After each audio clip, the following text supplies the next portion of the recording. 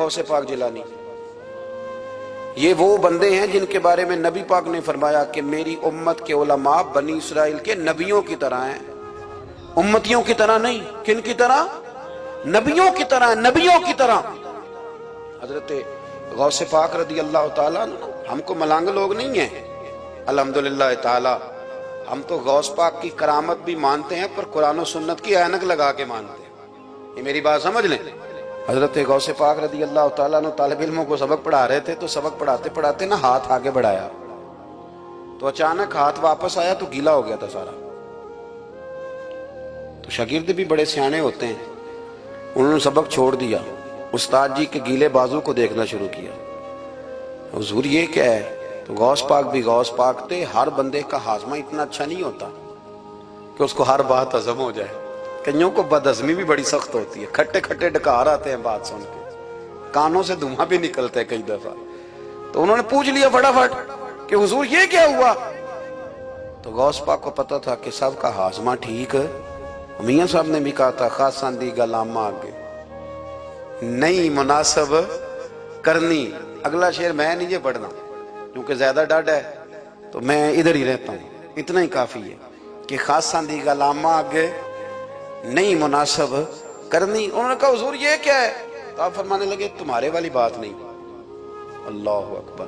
ابھی سبق پورا ہو رہا تھا تو بندے دوڑے دوڑے آ گئے اور انہوں نے نعرے لگانے شروع، یا غوث یا غوث یا غوث۔ لوگ کہتے ہیں غوث پاک سے ملتا نہیں، میں کہ ٹھیک کہتے انہوں نہیں نہ ملیا، جنہوں ملیا اس تے رولا پانا نہ بڑا ملیا ہے بڑا ملیا ہے بڑا ملیا ہے، اپنا اپنا معاملہ نا۔ کسی نے کہا حضور کچھ نہیں دیتے، تو کسی نے کہا میرے کریم سے گر قطرہ کسی نے مانگا، دریا بہا دیے در بے بہا دیے، جس کو ملا ہے وہ تو شور کرے گا۔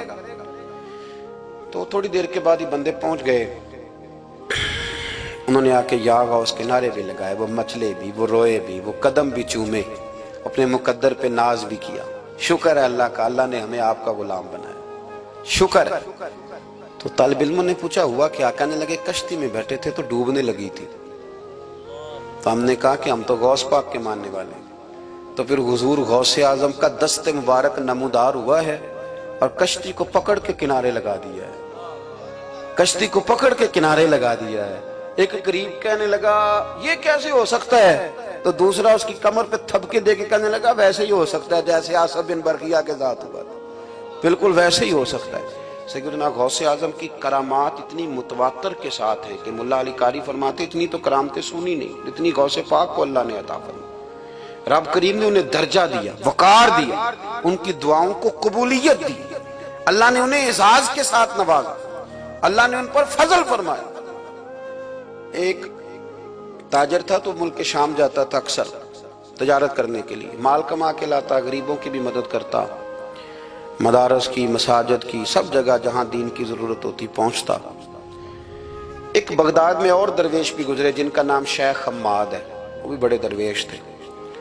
وہ تاجر شیخ حماد کے پاس گیا، کہنے لگا میرے لیے دعا کر دے، میں جا رہا ہوں سفر کے لیے۔ تو انہوں نے کہا میں صبح بتاؤں گا۔ استخارہ کیا، صبح کہنے لگے نہ جانا، تیرا مال بھی لٹ جائے گا اور تو قتل بھی ہو جائے گا۔ وہ بڑا پریشان ہوا، حضور غوث پاک کے پاس گیا، کہنے لگا حضور وہاں بھی میں نے کہلا بھیج دیا ہے، سامان میرا پڑا ہے، جاؤں گا نہیں، پیمنٹ نہیں کروں گا، ملے گا نہیں تو خسارہ ہو جائے گا، مہربانی فرمائے۔ غوث پاک نے مراقبہ کیا، فرمایا تو جا اللہ خیر کرے گا، تو جا اللہ خیر کرے گا۔ مرید کا عمل کے یقین، پیر کا عمل کے یقین، چلے آپ فیصلہ کر لیں تو میں آگے بڑھتا ہوں۔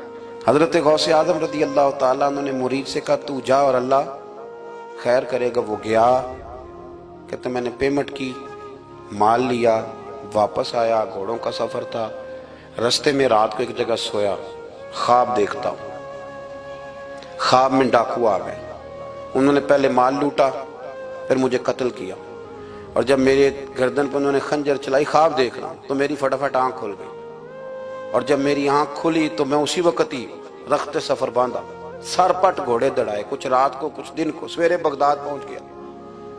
کہتے خیال تھا کہ پہلے غوث پاک کے پاس جاؤں گا، لیکن پہلے شیخ حماد سے ملاقات ہوگی۔ میرا چہرہ دیکھا، پریشان تو دیکھ کے مسکرائے، فرمانے لگے بھی تیرا پیر بڑا شاندار ہے، تیرا پیر بڑا شاندار ہے، وہ کام جو حقیقت میں ہونا تھا نا، حقیقت میں انہوں نے دعا کی ہے تو رب کریم نے اسے خواب بنا دیا ہے.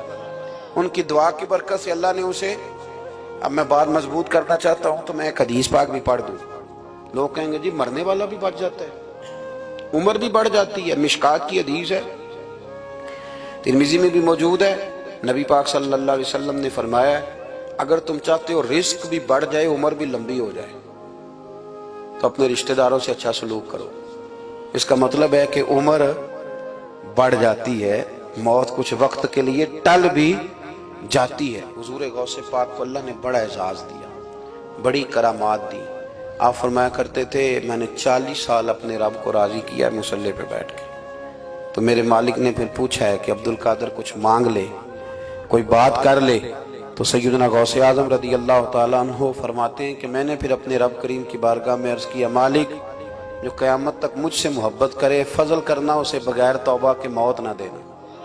تو میرے رب نے میری اس دعا کو شرف قبولیت عطا فرمایا کہ جو مجھ سے پیار کرے گا, میرا نام لے گا, وہ بغیر توبہ کے نہیں مرے گا. جنات بھی آپ کی بارگاہ میں حاضر ہوتے. آپ کو شیخ بحر و بر کہا جاتا ہے. جب آپ نے منبر پر بیٹھ کر یہ اعلان فرمایا نا کہ میرا یہ قدم ہر ولی کی گردن پر ہے, تو خراسان کے جنگلوں میں معین الملت والدین عطائے رسول ہند الولی خواجہ معین الدین اجمیری موجود تھے.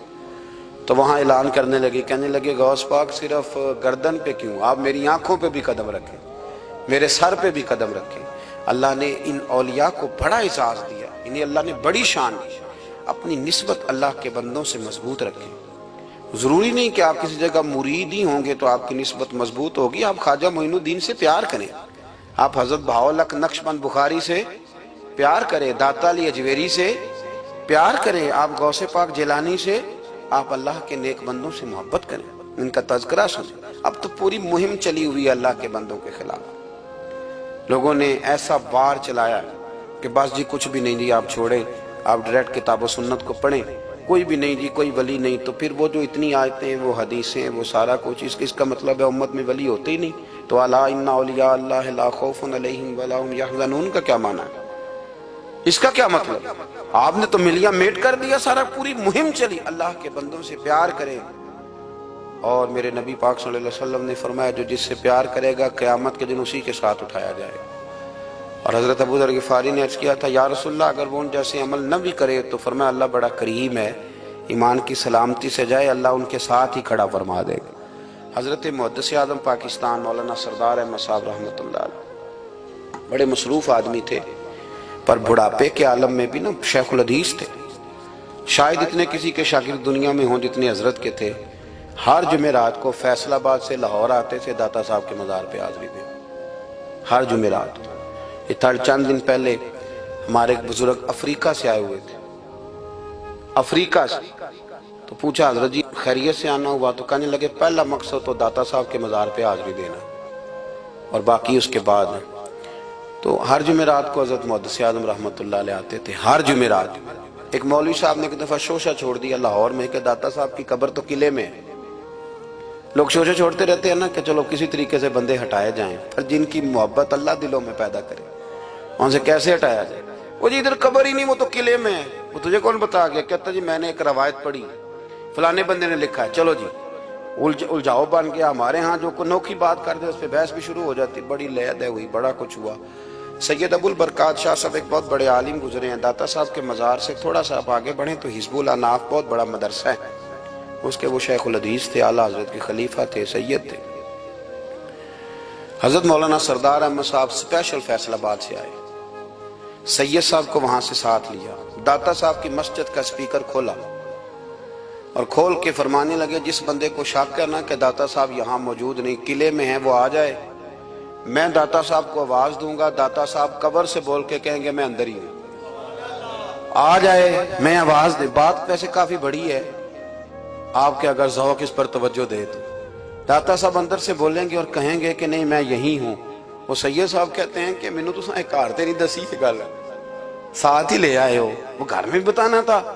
اور کہتے ہیں جبہ کھینچ کے نا محدث اعظم کا, کہنے لگے مولانا آپ نے بڑا دعویٰ کر دیا ہے, بڑا دعویٰ کر دیا آپ کہ داتا صاحب اندر سے بولتے, بڑا دعویٰ ہے.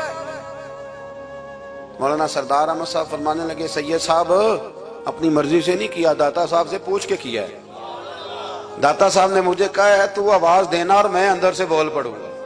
फरमाया मैं कल शाम तक इधर बैठा हूं, जिसका दिल करे वो आए, मैं इंशाअल्लाह ताला आवाज दूंगा और अली बिन उस्मान हजवेरी कब्र के अंदर से बोलेंगे। लेकिन चूंकि पीछे करम था ना, लिहाजा आया कोई भी नहीं। पहुंचा कोई बंदा तो याद रखें अल्लाह के बंदों से प्यार करें। तनकीद वाले बंदे सारी जिंदगी बेचारे इसी खाते में रहे, कुछ नहीं बन सका, खुद भी बेसुरूर रहे, दूसरों को भी बेसवाद किया। अपने आप को मजेदार करें। दो बातें मैंने सीरत की अर्ज की हैं। एक तो इश्तियाल अंगेजी से बचें जिंदगी में, कभी भी कोई कितना मर्जी लोग इश्तियाल तो दिलाएंगे, इश्तियाल में ना आए। और दूसरी बात ये कि जल्दी करें दीन पर अमल करने में, लेट ना करें। सरकार ने जल्दी फरमाई हमें दीन देने में। और फिर एक बात मैंने आपकी खिदमत में ये अर्ज की है कि अल्लाह के वलियों से प्यार करें। अल्लाह हमें समझने की तौफीक